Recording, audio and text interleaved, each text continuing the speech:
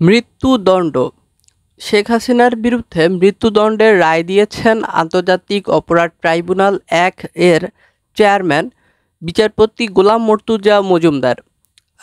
বাংলাদেশের সাবেক প্রধানমন্ত্রী আওয়ামী লীগ সভানেত্রী শেখ হাসিনার বিরুদ্ধে মানবতাবিরোধী অপরাধের দায়ে সুনির্দিষ্ট ৫টি অভিযোগের উপর ভিত্তি করে একটি মামলা চলছিল এবং সেই মামলায় রায় ঘোষণা হয়েছে।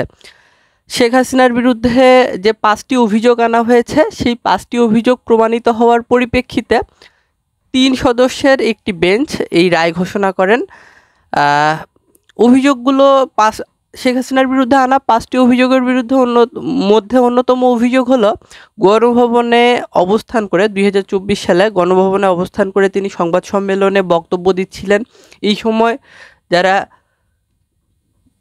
বৈষম্য বিরোধী ছাত্র আন্দোলন করছিলেন সেই বৈষম্য বিরোধী ছাত্র আন্দোলনের ছাত্রদেরকে শেখ হাসিনা রাজাকার বলে সম্বোধন করেছিলেন এবং উস্কানিমূলক বক্তব্য দিয়েছিলেন, আক্রমণাত্মক বক্তব্য দিয়েছিলেন এবং এটি একটি অভিযোগ। আরেকটি অভিযোগ হলো রংপুরে বেগম রোকেয়া বিশ্ববিদ্যালয়ের ছাত্র আবু সাইদ হত্যার নির্দেশদাতা হিসেবে সুপিরিয়র কমান্ডার সর্বোচ্চ নির্দেশদাতা হিসেবে শেখ হাসিনার সম্পৃক্ততা পাওয়া গেছে।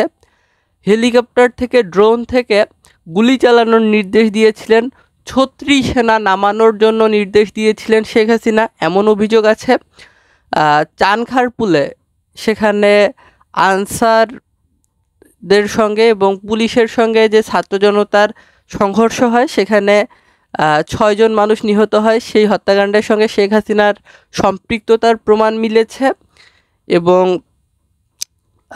সাবেক মেয়র ব্যারিস্টার শেখ ফজলে নূর তাপস, সাবেক তথ্য সম্প্রচার মন্ত্রী হাসানুল হক ইনু, এই সকল ব্যক্তিদের সঙ্গে ফোন আলাপে শেখ হাসিনাকে বলতে শোনা যায় যে আন্দোলন দমনের ক্ষেত্রে তিনি যে সকল নির্দেশ দিয়েছিলেন, যে সকল নির্দেশনা দিয়েছিলেন সেই সকল নির্দেশনা বাস্তবায়ন করতে যেয়ে প্রাণহানি ঘটে, বহু সংখ্যক মানুষ নিহত হয়, অনেক বেশি মানুষ আহত হয়। এই সকল অভিযোগ অর্থাৎ এই ৫টি অভিযোগ শেখ হাসিনার বিরুদ্ধে প্রমাণিত হয়েছে বলে মনে করে ট্রাইব্যুনাল, আদালত, কোর্ট, এবং কোর্ট এই জিনিসটি মনে করার পরে শেখ হাসিনার বিরুদ্ধে মৃত্যুদণ্ডের রায় দিয়েছে। এবং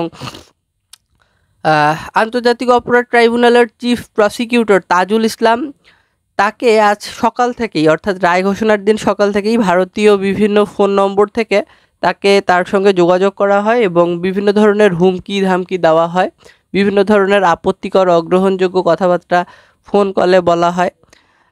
ধানমন্ডি ৩২ শেখ মুজিবুর রহমানের যে বাড়ি, এই বাড়িটিতে বুলডোজার নিয়ে যাওয়ার চেষ্টা করছে বিক্ষুব্ধ ছাত্র জনতা এবং দায়িত্বরত পুলিশ সদস্যরা সেটিকে থামিয়ে দিয়েছে।